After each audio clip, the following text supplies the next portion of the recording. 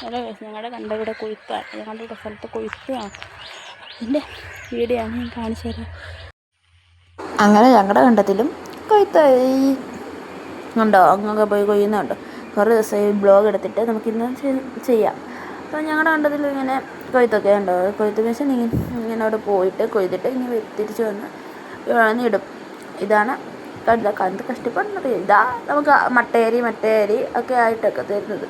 നമ്മൾ കഷ്ടപ്പെട്ട് പാടുപെട്ട് ഇതുണ്ടാക്കി. ഇനി ഇത് ചുമടായി ആൾക്കാർ ചുമന്ന് ഇതുകൊണ്ട് വണ്ടിയൊക്കെ ഇട്ട് വെക്കും. ഇങ്ങനെ എന്നിട്ട് ഇത് പൈസ ഒക്കെ കിട്ടുന്നത് എല്ലാവരും ഒക്കെ വിചാരിക്കും ഇത് എളുപ്പമാണ് എല്ലാവാന്നൊക്കെ വിചാരിക്കും. പണ്ടൊക്കെ ഇങ്ങനെ കൊയ്ത്ത് മെഷീനൊന്നും ഇല്ലായിരുന്നു. പണ്ടൊക്കെ അമ്മച്ചിമാരൊക്കെ ഇട്ട് അടിക്കുമായിരുന്നു. എൻ്റെ അമ്മച്ചിയൊക്കെ പറഞ്ഞ് ഞാൻ കേട്ടിട്ടുള്ളത്.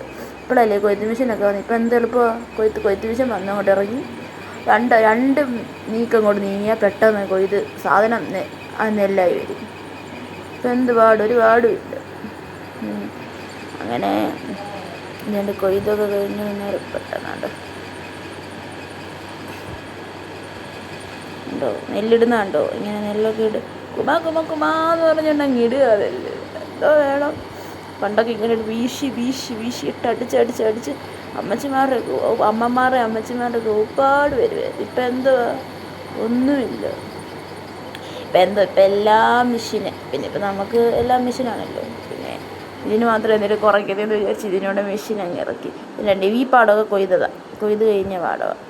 അത് കഴിഞ്ഞ് പിന്നെ അമ്മ അവിടെ നിന്ന് ശകലം മണ്ണെടുക്കുമായിരുന്നു. അമ്മയ്ക്ക് എന്തോ കരിയാപ്പില നടാൻ വേണ്ടി. അങ്ങനെ അമ്മ മണ്ണെടുക്കുന്നുണ്ടോ, എടുത്ത് അത് ഇതിലാക്കുക. ചട്ടിയിലാക്കി അത് ഞങ്ങൾ അകത്തോട്ട് ഇത് ചള്ളം ചെയ്യും മണ്ണാണ് നല്ലത് ഇതിന്, കരിയാപ്പിലയ്ക്കൊക്കെ. അങ്ങനെ ഞങ്ങൾ ഉണ്ടോ മണ്ണെടുക്കുന്നുണ്ടോ അമ്മ നല്ലതായിട്ട് ആക്കുക. എന്നിട്ട് വേണം അവിടെ പോയി കുഴിച്ച്. അങ്ങനെ പോയി ഞങ്ങൾ അത് കഴിഞ്ഞാൽ പിന്നെ അമ്മ ഇത് കുഴിച്ച് വെക്കുകയാണ്.